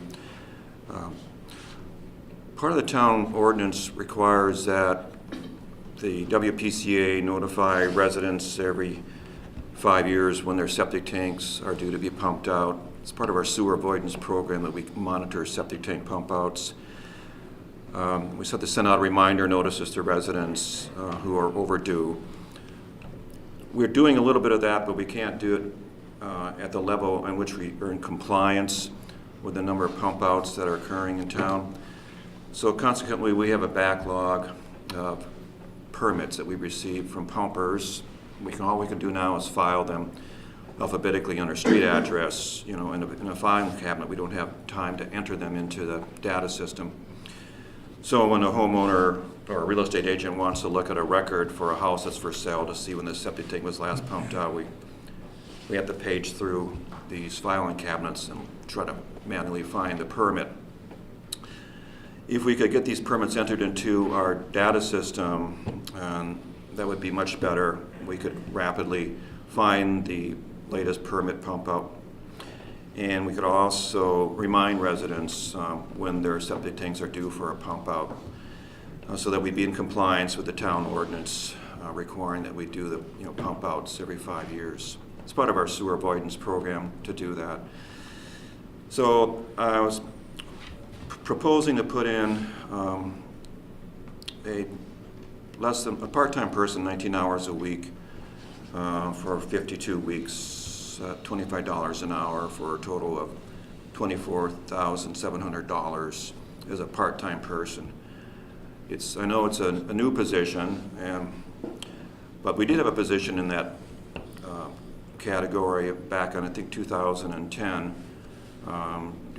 During the last administration, I think the person was cut out when they retired, and they weren't replaced. So that's one proposal that will help out immensely with getting our pump-up permit program back online and being in compliance with the town ordinance, and just making information flow more clearly and quickly to the residents regarding their septic tank pump out. The person could also assist with doing some inspections, food service inspections, mainly, and inspections of hair salons and nail salons, which we are required to do now. And we haven't had a lot of time to do that because, as you can see from my increase in permit fees, income revenue for sanitary permits has gone up nearly 20%, or actually 30%. We've been extremely busy in the field this last year with inspections for new septic systems, repairs, and soil testing. Guilford's building new homes, but what's happening now we see is that a lot of the existing homes are just simply adding on to their house. Instead of buying a new home or moving up, they'll add on to their house, which requires a lot soil site investigation for soil testing, expansion of the septic system, and also we're seeing a lot more repairs, commercial septic system repairs, larger buildings, commercial buildings, industry, factories, which are much more time consuming for us to get involved in than residential systems. So there's an increase in activity in the environmental health area of our department, particularly with sanitary permits. And so hopefully this part-time person that I might be able to hire would be able to help out with some of those inspections and also deal with the backlog of our septic permits.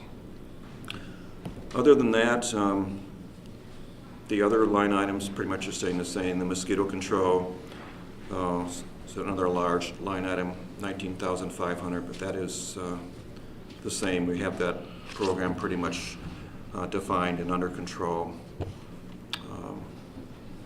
And then lastly, we'll be receiving another public health emergency preparedness grant for next year, which I can apply $5,000 of that grant towards salary reduction. So that will be a continuing grant for 2019-2020 as well.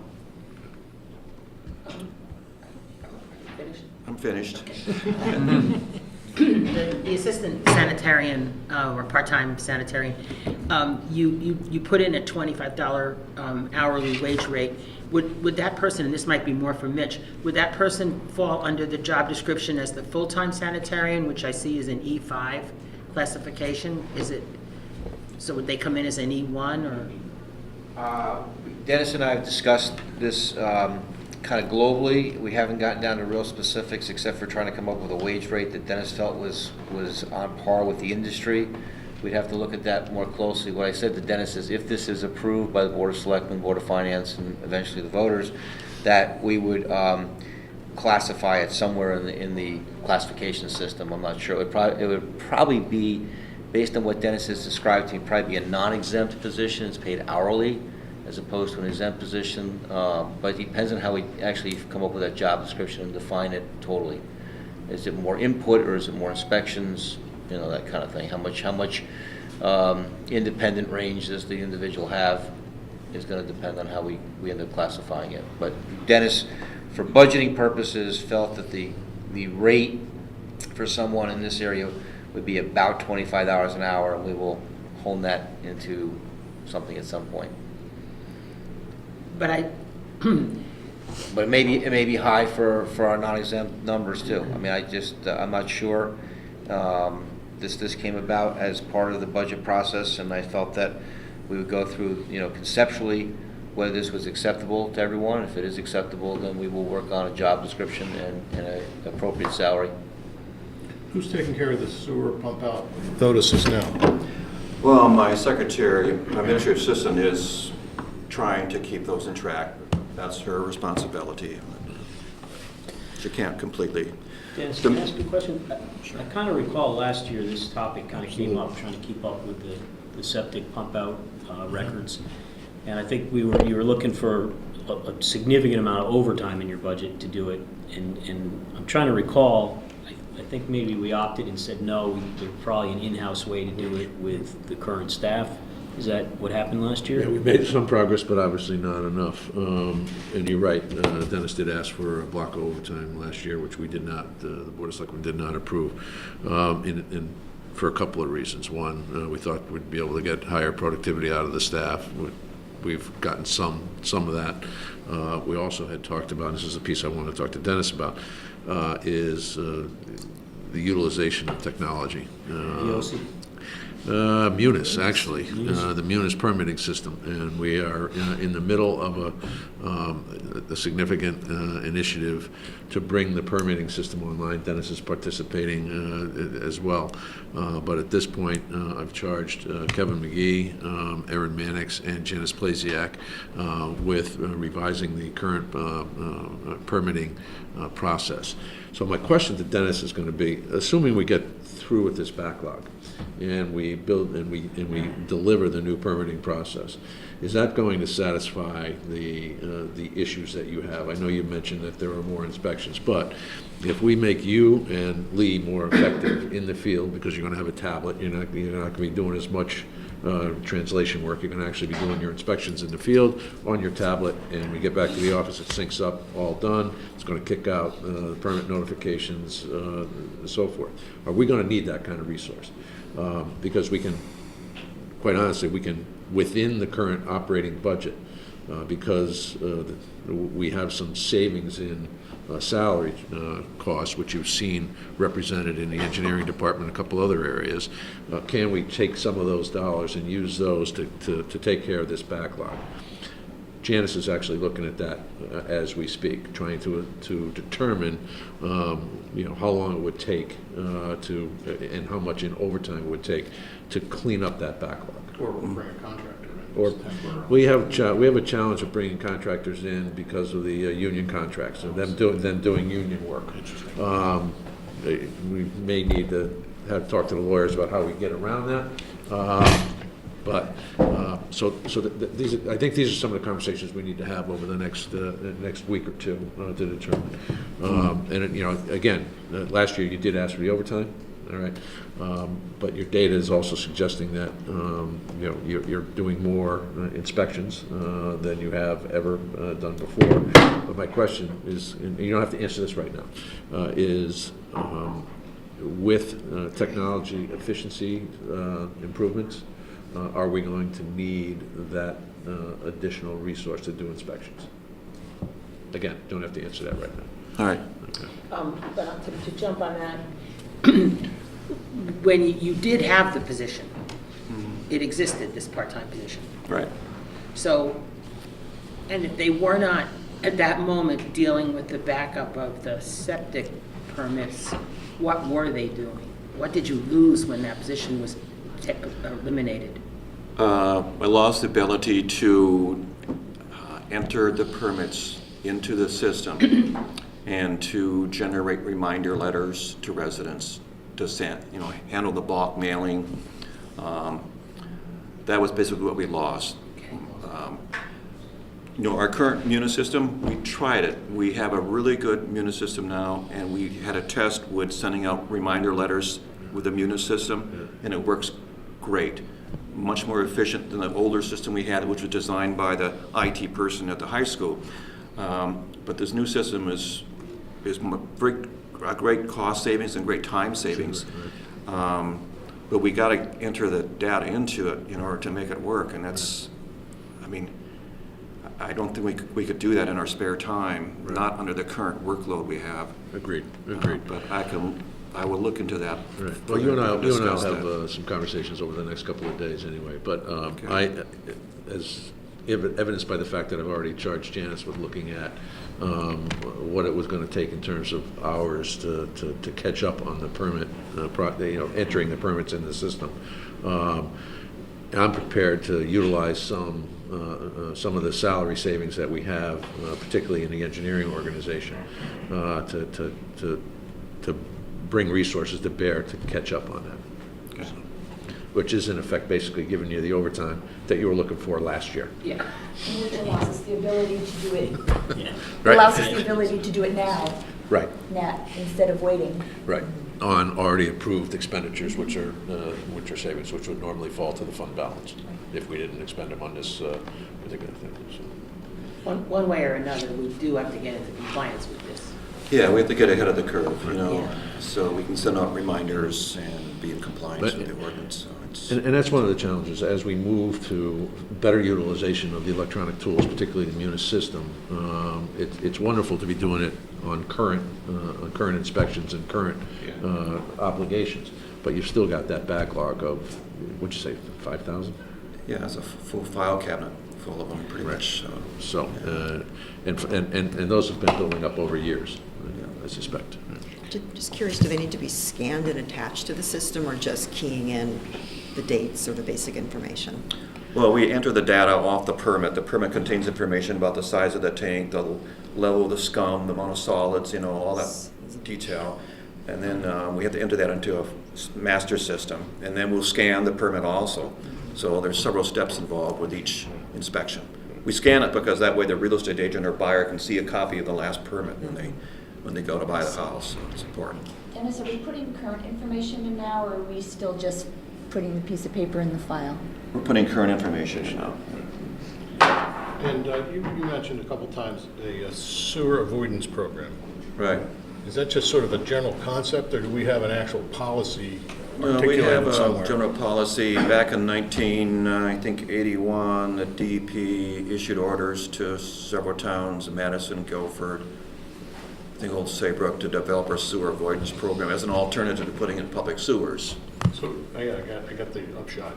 So we have an actual policy in writing Yeah. describing this concept. It's in the town charter under WPCA sewers. It describes the requirements. Something for you to read tonight. Evidently. And Time to go back through the charter. part of that plan called for the purchase of Pages Lane as potential septic. Municipal treatment plant. Municipal treatment plant. That's right.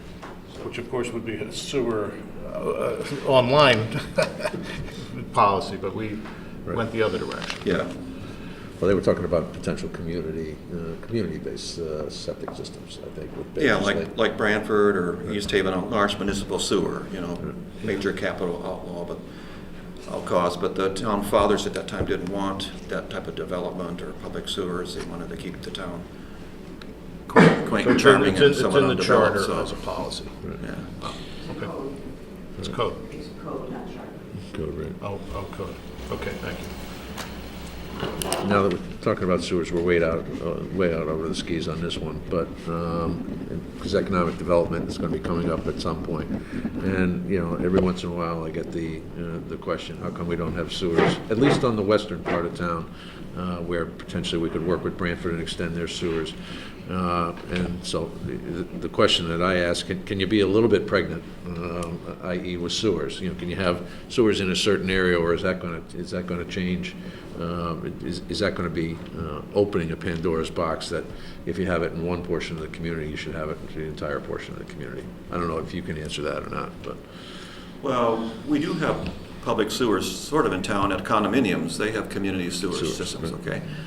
But the problem now with the current environmental regulations, it'd be almost impossible to site a treatment plant somewhere in Guilford because all treatment plants have to discharge their waste, eventually their treated waste, into a river or Long Island Sound. And I don't think we could even permit that anymore in Guilford because of the environmental regulation. Where would we discharge a sewage treatment plant to? Like East River, West River, where we have our shell fishing beds. It's not too likely would there be new public municipal sewers in Guilford or any shoreline town in the future.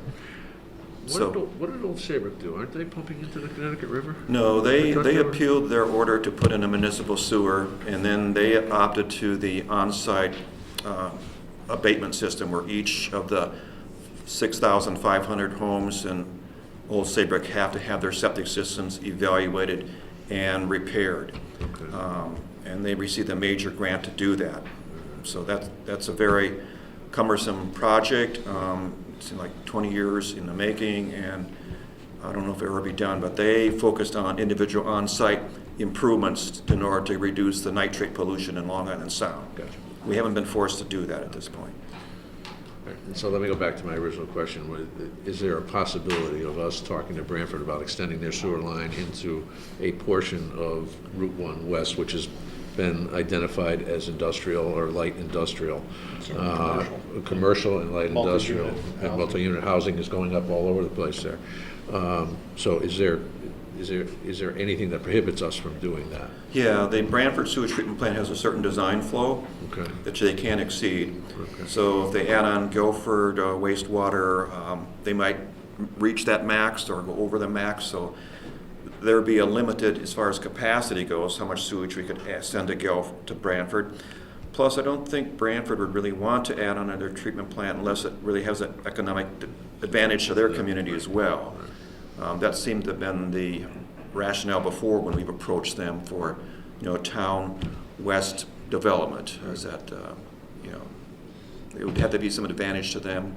Plus, we would make certain that we wouldn't want to exceed their capacity with their plants. It's also fraught with things because if the sewer goes by, we're going to assess that individual property owner, similar to what's being done with the water up at Mulberry Point. Yeah, Guilford businesses receive Branford sewer assessments, basically. That might be a bit cumbersome, but. Gotcha. Okay. That was way off topic, but sorry. No, interesting. It was helpful. Thanks, guys. Anything else, Dennis? One quick question. Certainly. Mosquito control. There's a note here that says current contract expires June 30th of 18. Yeah, So it did expire and we did renew it. So the estimated budget, you don't expect it to increase based on a rebid? No, we were able to negotiate the same price for next year, Oh, and the okay. next So 3 it's years, already actually. been, it expired, but it's already been locked Yeah. in. Thank you. Thank you. Nothing further? Thank you, Dennis. Board of Selectmen, Karen.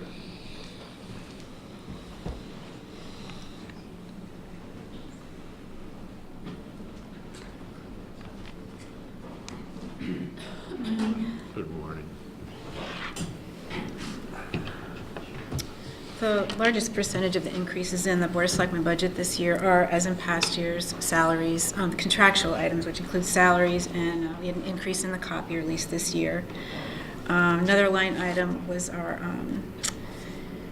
COG increased their dues actually this current year, and so that was not reflected in last year's budget because the increase didn't come in until after the budget was set. So there was an $1,100. It shows as an $1,100 increase.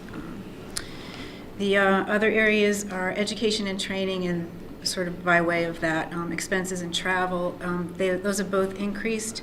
There's been a greater interest in and a greater support for attendance at various conferences and training opportunities, both by Board of Selectmen members and employees.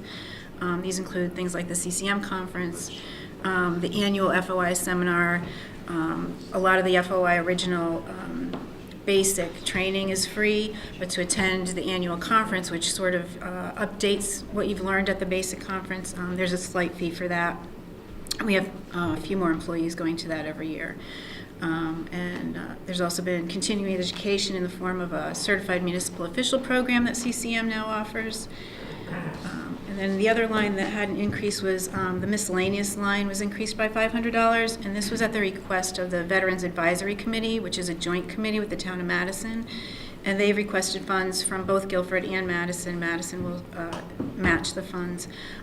They've requested the funds for printing information for distribution to veterans. That's ready. Okay. Questions? Any idea what the information, the percentage of the veterans might be? I don't. I can ask though. I can certainly get that for you. Sure.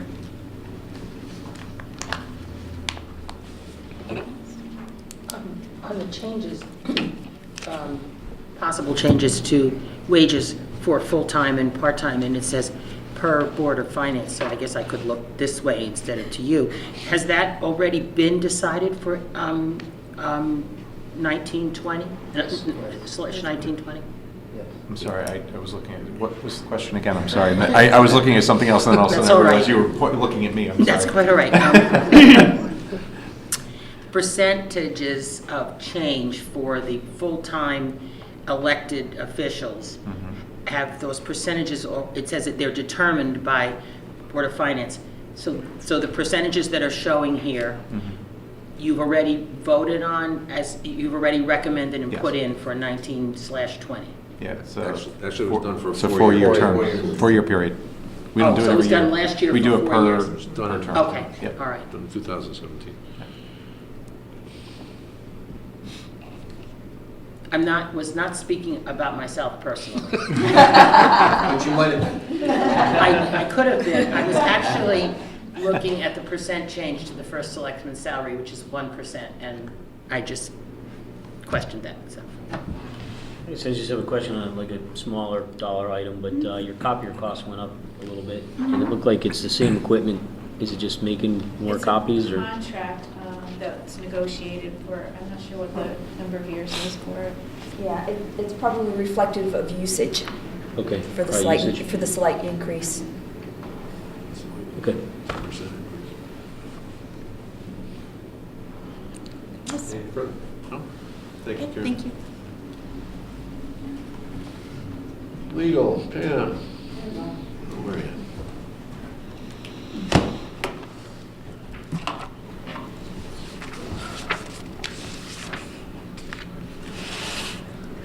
Morning. Good morning. I'm just going to go through the sheet. Salaries increase per contract. General legal expense, the request is $80,000. This includes contract preparation negotiation for bids, potential town real estate development matters. There are a couple of things that have been being considered, which might require extensive purchase and sale agreements, due diligence provisions. This also includes litigation, non-labor, and non-land use. It's not covered by town insurance. FOI matters, primarily police, which have some extensive FOI requests and have had some this past year because of a number of matters. Youth and Family Services, certain subpoena matters, and we've had a series of deep issues this year, primarily calendar year 2018. We're a little more optimistic on this based on some communications and a meeting with Deep late in the year. So we're hopeful that the Deep legal fees will start to disappear, actually. The next item is court stenographer. This is land use matters, creating a record in case it's on appeal. That's just a standard amount. Labor negotiations. I asked for $170,000 here. I think historically I've asked for like $100,000, and we've been pretty good staying within that range, although in 2017-18, the cost on that item was more than double the $100,000 requested. There were a lot of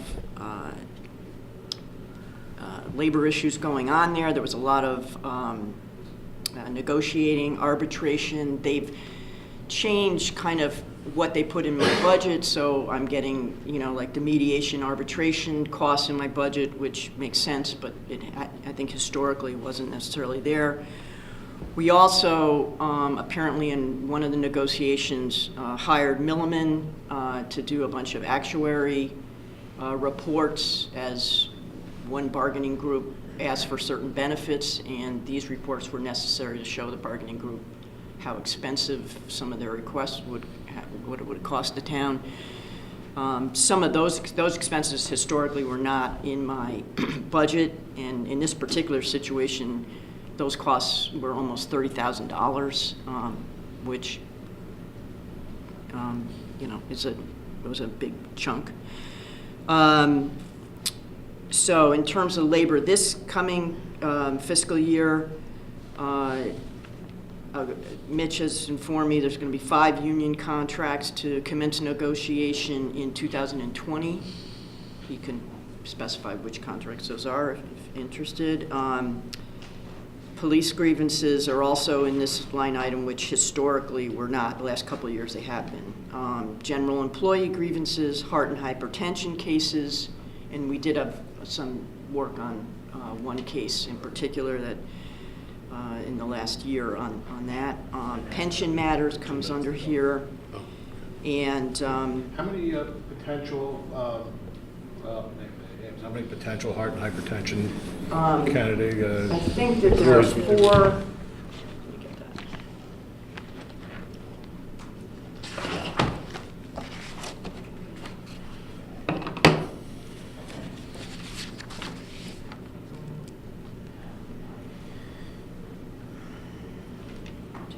Okay, one of the, there are 4 left, and one was handled successfully in the last year by our council. So that rule changed in 1996. When did that burden shift? I mean, it had to be employees hired before 1996, right? Yes, that law has changed, correct. Okay. And 2 of those 4, according to Mike Dorney, have been inactive, so, and have been for quite some time. So we're not. It may be in effect too, depending on. We also, in the last year, mostly in the spring of 2018, we had a lot of deep labor-related issues that came under this, my budget here. But I have been encouraged we have changed labor council, and now I'm beginning to see, the charges on the new labor council and it's substantially less. So if you were going to cut me, you might want to cut me here. Judgments and losses, this is a standard 5,000. It's a reserve account. Does that $5,000? Oh, okay. Good. Can we take a break? Yeah, let's take a quick health break as well.